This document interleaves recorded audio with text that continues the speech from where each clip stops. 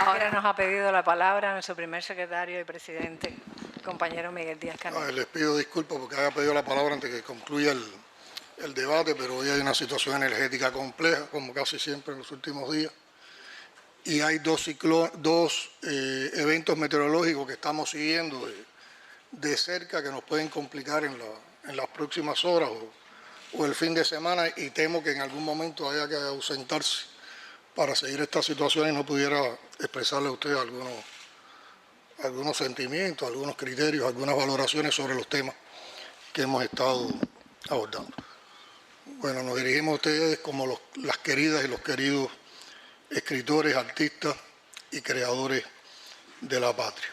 Una vez más, este es un congreso que nos estimula en el pensamiento y que también remueve las emociones, las pasiones y los compromisos. Y quiero reconocer en primer lugar el esfuerzo que ha hecho Marta por estar aquí hoy cuando ha estado en una crisis, no sé si se dice sanitaria o de salud personal, y está aquí guapeando, dirigiendo este histórico evento. Y eso demuestra un alto sentido de responsabilidad y también de compromiso con lo que estamos debatiendo y con lo que estamos tratando de construir desde el mismo. Y quiero también dedicar un sentimiento de recuerdo a los que hoy no están con nosotros y que estuvieron en estos 5 años muy activos en los espacios en que hemos tenido la oportunidad de debatir con miembros de la UNIAC, y hablo en particular de Corina y de Pedro de la O.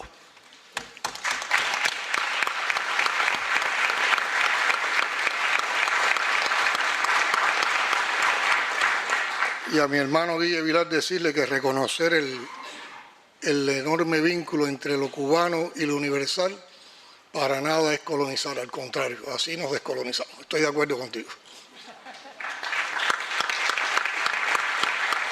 Bueno, yo creo que el seguimiento que se le ha dado a los planteamientos y acuerdos del anterior Congreso es significativo. Uno de los datos que se daban en los documentos circulados decía que de 68 acuerdos, 49 estaban cumplidos, 18 en avance y 1 pendiente.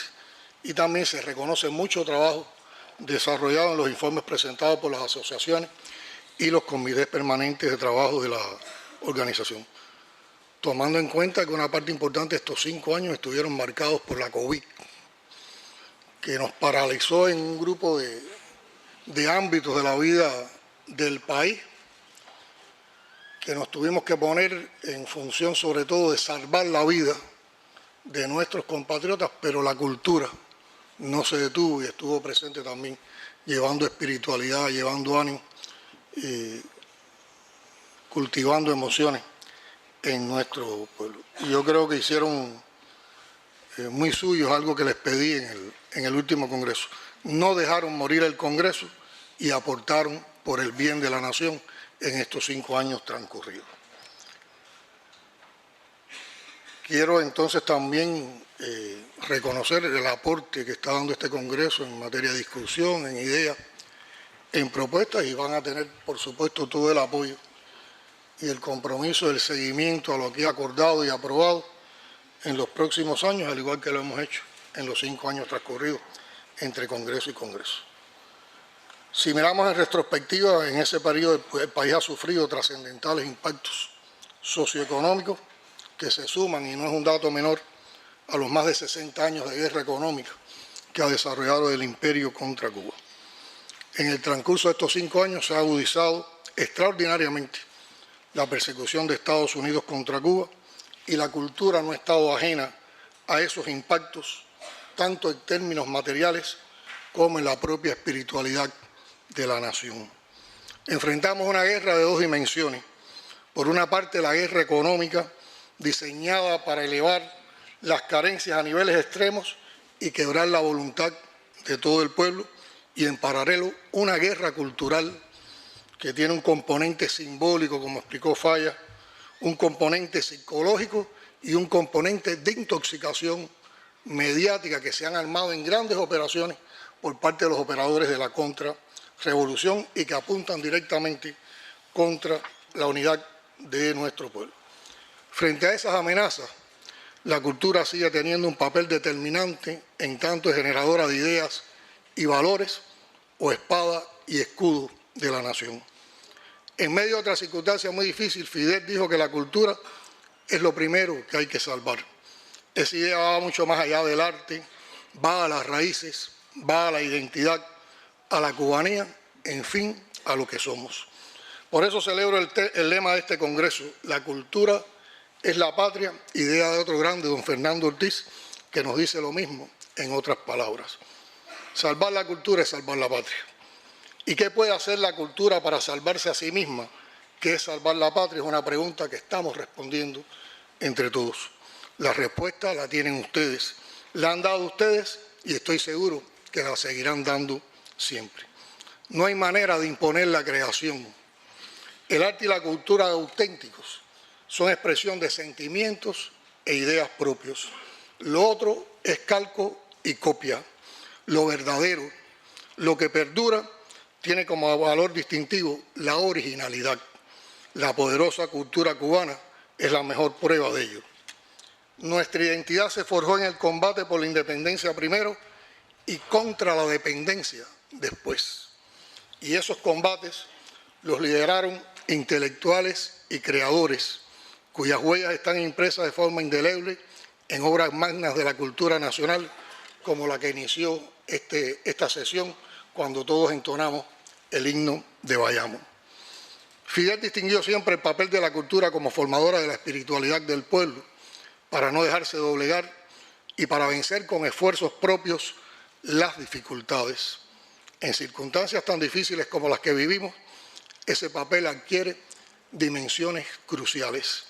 Nuestra espiritualidad, en todas sus dimensiones, tiene la necesidad de ir creciendo en el reforzamiento de los valores que deben distinguir a una sociedad en la que todos nos reconocemos. Es por eso que el tema del papel de la cultura en el contexto actual ha estado muy presente en los debates. No tenemos duda de los extraordinarios aportes que desde la cultura podemos hacer no solo a la nación cubana, sino también al mundo. La cultura nos permite reconocernos como cubanos, esencia y parte del proyecto de nación que inició en 1868 y transformó a una colonia en un país con carácter, identidad, perfil propio y un ser nacional que brote espontáneo en cualquier latitud en que vive. La cultura estimula y refuerza el sentimiento de patria. La cultura es el alimento fundamental e indispensable para la espiritualidad del pueblo. La cultura nos provee de libertad. Martí y Fidel lo dijeron muchas veces de disímiles maneras, pero con un mismo sentido. Sin cultura no hay libertad posible.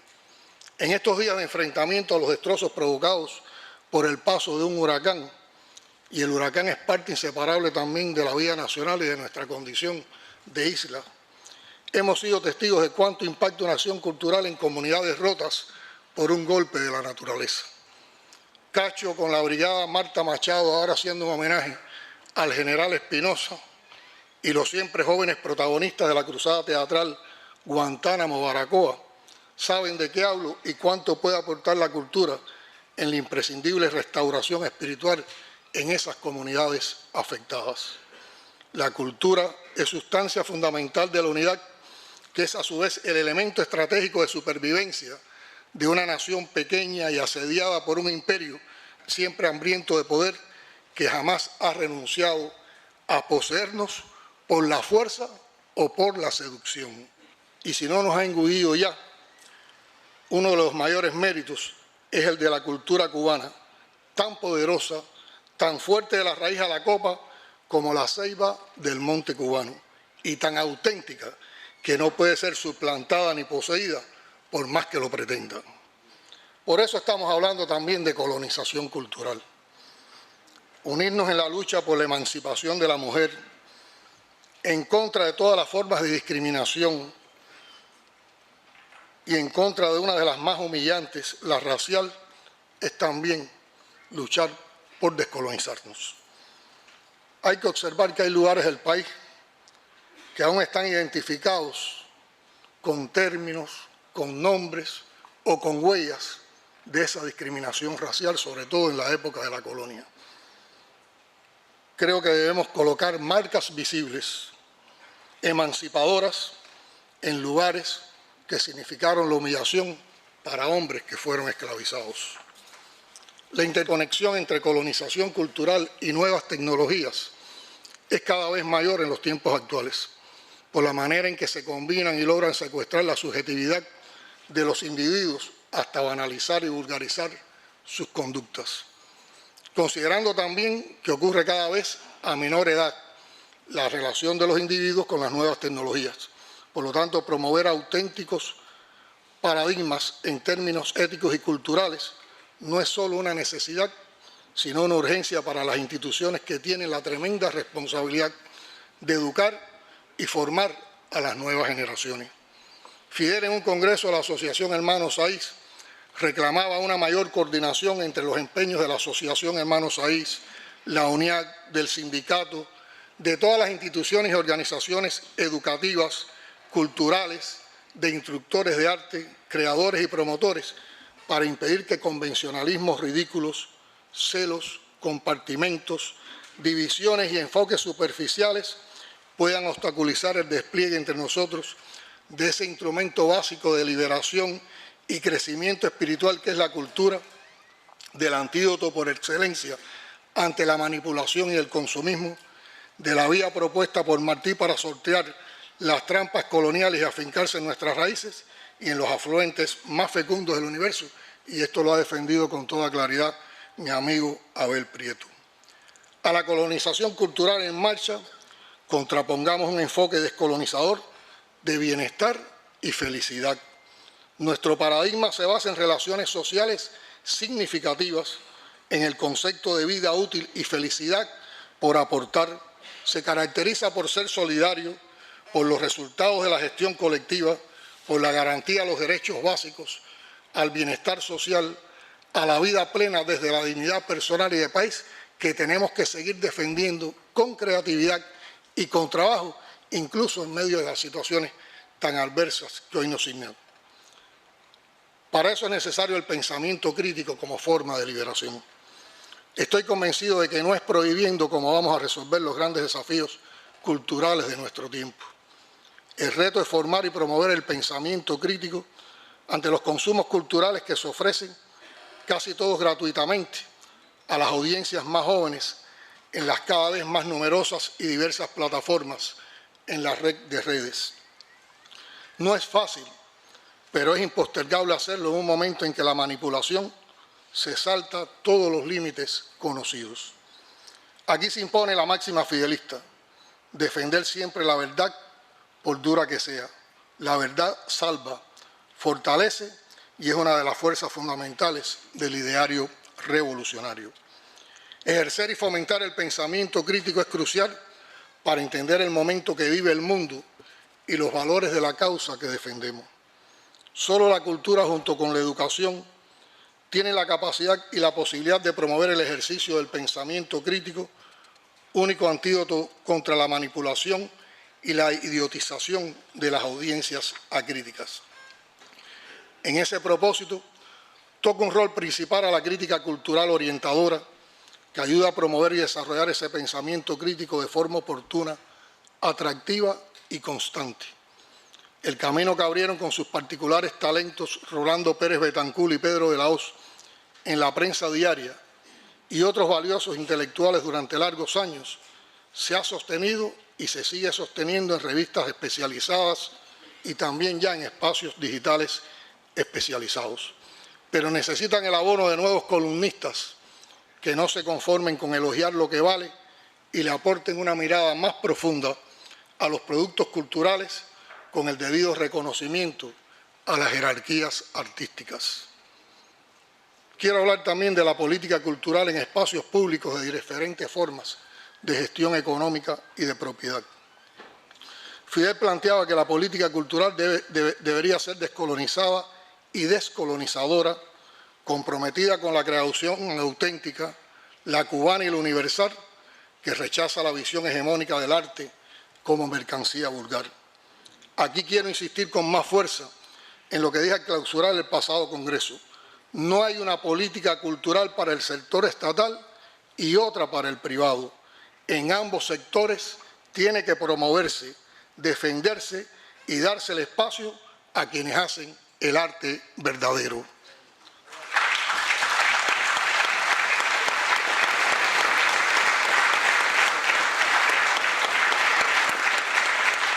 Esto incluye al turismo, que debe constituirse en ventana al mundo de lo mejor de nuestra cultura. Es más, toca a las instituciones del turismo ser tan promotoras de la cultura como el Ministerio de Cultura. No se le puede ver como un adorno o complemento para entretener. Es uno de los más poderosos atractivos de un país que suda cultura por todos sus poros. Asimismo deben potenciarse, fortalecerse, operar las relaciones entre la cultura y los medios, particularmente nuestra televisión, y las alianzas entre artistas, escritores y educadores. Para lograr consolidar todo esto, tenemos que acabar de fortalecer las industrias culturales. No priorizarlas es prescindir de una herramienta fundamental para hacer frente a la hegemonía neocolonizadora que avanza favorecida por una penetración cada vez mayor de las nuevas tecnologías de la información y la comunicación. Y hablando de esas tecnologías, de la comunicación y la cultura, creo que eso no significa que debamos fajarnos con el desarrollo tecnológico. Todo lo contrario. El problema no está en los canales de difusión de ideas, sino en el contenido y en las formas y en cómo aprovechemos esos canales. Estamos urgidos de un uso más inteligente, creativo y atractivo de las plataformas digitales y tengo la certeza de que ahí habrá más y mejores resultados allí donde la creación se apoye en nuevos soportes tecnológicos. El desafío principal está en la influencia que logremos sobre la conciencia colectiva con nuestros contenidos e ideas.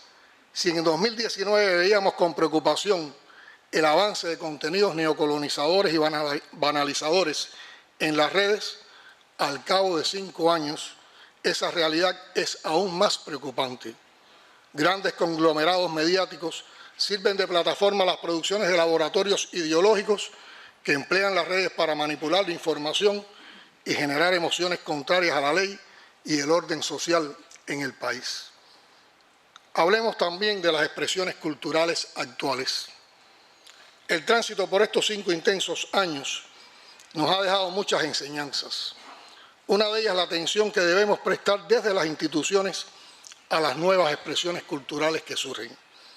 Todavía se dejan ver expresiones de menosprecio o subestimación desde posiciones a veces elitistas. Estamos ante un fenómeno cultural que trasciende los gustos sedimentados durante décadas por su fuerte componente y alcance social. Desde esas expresiones culturales que transitan principalmente desde la música, se están generando ideas, valores, concepciones de vida, señales de cambio de paradigmas culturales que no podemos ignorar ni desatender.